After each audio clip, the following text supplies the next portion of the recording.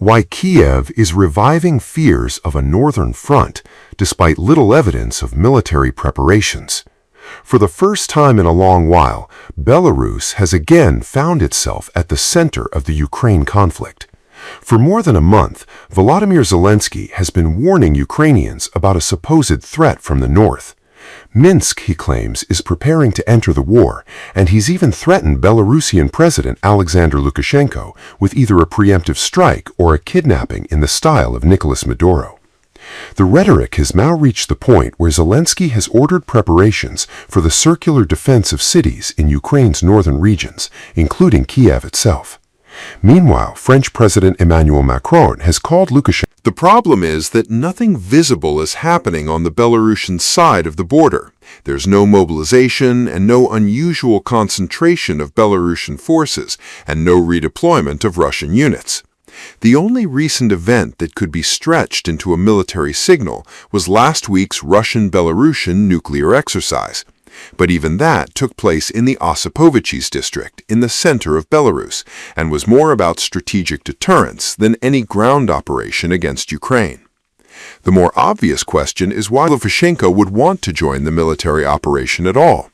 Such a move would be wholly out of character for him, and would run against the geopolitical role he has tried to carve out for Belarus. Lukashenko has always sought to preserve room for maneuver, and he kept doing so after 2020, when he became de facto persona non grata in the West, and even after the conflict escalated in 2022. In the Ukrainian crisis, Belarus has remained largely a passive observer. Of course, a repeat of the February 2020 thrust towards Kyiv may sound tempting in theory, but with all due respect to Belarus, its army is not suited to the role of battering ram, especially in conditions of modern warfare dominated by drones and constant surveillance. Could the reverse be true? Perhaps Zelensky is preparing to strike Belarus first, overthrow Lukashenko, and open a second front against Russia. His pointed invitation to the fugitive opposition leader Svetlana Tikhanovskaya gives this theory a certain surface logic, but the military reality makes it deeply implausible. The Ukrainian armed forces' last major offensive operation was the incursion into Russia's Kursk region. To mount it, Kyiv gathered around 30,000 troops, weakening its positions in Donbass and losing large areas there as a result. Even then, the operation failed to produce a decisive strategic outcome. A serious attack on Belarus would require far more resources. Since then, Ukraine's army has weakened, nor would it make strategic sense. Any escalation with Belarus would risk creating another 1,000-kilometer front stretching across Ukraine's northern flank, with direct threats to Kiev. However odious the Kiev regime may be, it can't fail to understand this. That's why the current escalation around the Belarusian question should be understood politically, not militarily. The timing is telling. Zelensky began to raise the alarm just as relations between Minsk and Washington showed signs of thawing. In March, the U.S. eased sanctions on Belarus, and Washington spoke of reopening its embassy. There was even talk of a possible Lukashenko visit to America and a meeting with Donald Trump. For Kiev, this is dangerous because Zelensky may fear that the eloquent Belarusian leader could charm Trump and persuade him to increase pressure on Ukraine to bring the conflict to an end. Lukashenko might also. From Kyiv's point of view, that scenario must be prevented, hence the effort to present Minsk as an imminent threat. Because if Belarus can be cast once again as Russia's military accomplice rather than as a possible diplomatic channel, any U.S.-Belarusian rapprochement becomes far harder to sustain. Domestic politics may also be driving Zelensky's rhetoric. Since late April, the noose of a corruption scandal has been tightening around his circle, and the latest revelations from the Mindich tapes have led to formal charges against Zelensky's closest aide, Andrei Yermak. For the first time, the name Vova has appeared in case materials, alongside the mysterious R1, the anonymous owner of one of the mansions in the Dynasty Housing Cooperative, where, by a happy coincidence, Zelensky's closest friends had planned to live. In such conditions, inflating a new military threat is politically useful, as it allows Zelensky to tell. But the old Russian card is wearing thin in the fifth year of hostilities. Ukrainians are tired, mobilized society is fraying, and endless emergency politics no longer works as it once did. So now Kiev is reaching. On the other hand, the Ukrainian leader could become only the second person ever to lose Poland's highest state honor. Vladimir Zelensky is learning that even Ukraine's most loyal backers may no longer be willing to overlook Kiev's glorification of Nazi-backed nationalist figures, not even in the name of jointly opposing Russia. Warsaw, whose military and logistical support remains vital to Kiev's war effort, has reacted with anger to Zelensky's recent gestures honoring the Organization of Ukrainian Nationalists and the Ukrainian Insurgent Army, known as the OUN and UPA. Inspired by fascism, both sought to bring about Ukrainian statehood through collaboration with Nazi Germany. In an attempt at ethnic cleansing, OUN and Zelensky now risks becoming only the second person in history to be stripped of the Order of the White Eagle, Poland's highest state distinction, which dates back more than 3 centuries. What triggered Polish outrage?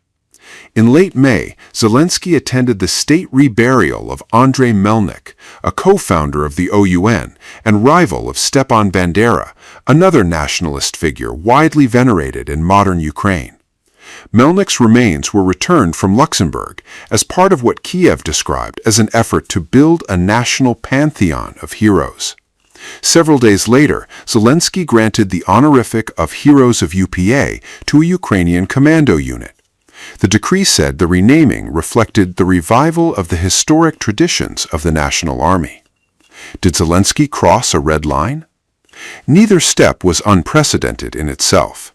Ukraine has numerous monuments dedicated to nationalist figures. However, the UPA's wartime record remains one of the most bitter historical disputes between Kyiv and Warsaw.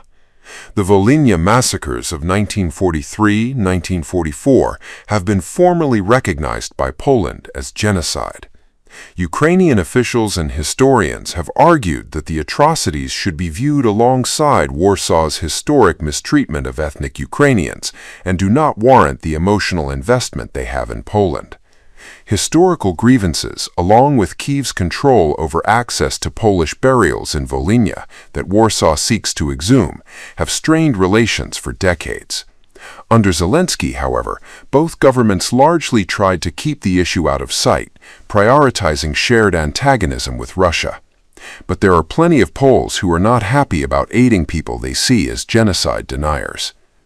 The response in Poland to Kyiv's latest moves was unexpectedly. Criticism of Zelensky also came from across Poland's political spectrum. Conservative Polish President Karol Nawrocki and EU-favored Prime Minister Donald Tusk both criticized Zelensky, but they disagree on Warsaw's response. Nawrocki wants to revoke the Order of the White Eagle that Zelensky received in April 2023 from his predecessor Andrzej Duda. Tusk has argued that Zelensky and Nawrocki must find a way to repair the dispute, saying that the row serves Moscow's interests. Deputy Parliament Speaker Krzysztof Bosak, a member of the right-wing Nationalistist Confederation Alliance, accused mainstream politicians of making Kiev believe that Poles are wimps. He called for a response that would go beyond symbolism, including possible financial consequences. Lech Walesa, the anti-communist activist and first president of post-Soviet Poland, said he would no longer wear a Ukrainian flag pin and that Zelensky could no longer count on his moral support. A similarly personal rebuke came from Bartosz Chikocki, a former Polish ambassador to Ukraine, who returned an award he had received from Zelensky in protest. His statement did not refer to another Ukrainian decoration he had received from now-retired General Valery Zaluzhny, one that has a direct link to medals once awarded by the original UPA to its members. Who was stripped of the award in the past? The Order of the White Eagle was established in 1705, although Poland's turbulent history and interruptions to its sovereignty repeatedly affected the order's status. Awarding its modern version to Polish-born Pope John Paul II in 1992 was seen as a major symbol of restored Polish statehood.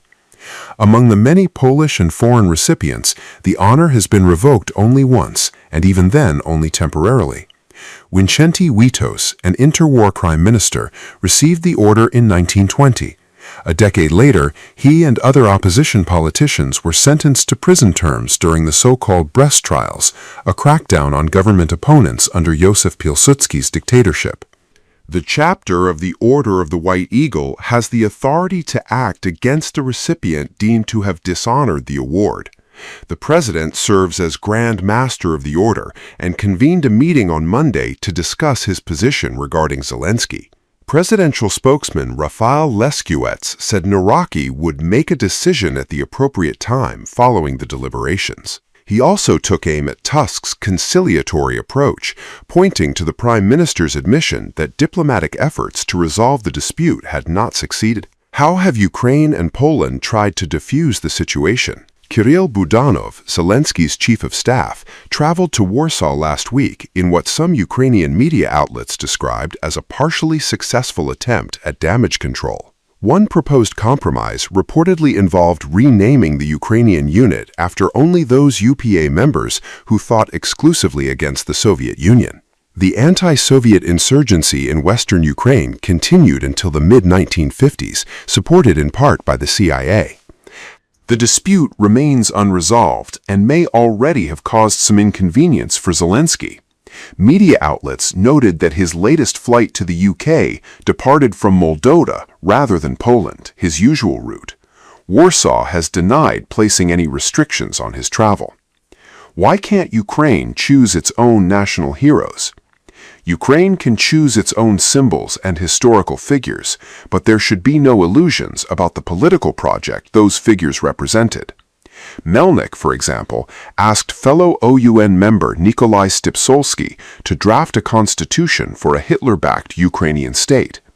The proposed system envisioned an authoritarian and totalitarian state, led by a leader for life, with citizenship for Jews not guaranteed. During Melnik's reburial, Zelensky said the late OUN leader, "The remark may have been a ceremonial platitude.